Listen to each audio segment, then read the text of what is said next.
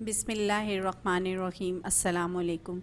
گھر کی مصیبتوں سے نجات کا وظیفہ۔ سوال پوچھا گیا ہے کہ ہمارا گھر ایک جگہ سے دوسری جگہ منتقل ہو گیا۔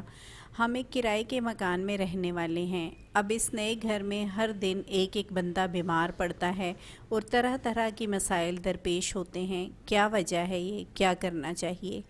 جواب یہ ہے کہ ہر تکلیف و آزمائش اور سہولت و خوشی اللہ تعالیٰ کی طرف سے ہے۔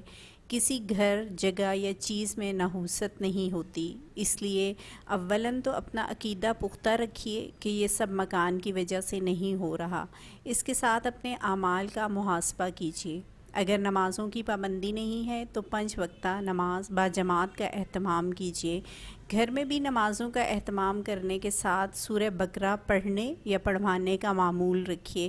اس کے علاوہ بھی گھر میں تلاوت اور منزل، جو حفاظت کے لیے قرآنی آیات پر مشتمل مجموعہ ہے، پڑھنے کا اہتمام بھی کیجیے۔ نیز نمازوں کے بعد دعائیں بھی کیجیے اور حسب توفیق صدقہ دیا کیجیے۔ اللہ تعالیٰ سے امید ہے کہ تمام مسائل حل فرما دیں گے انشاءاللہ۔ جزاک اللہ۔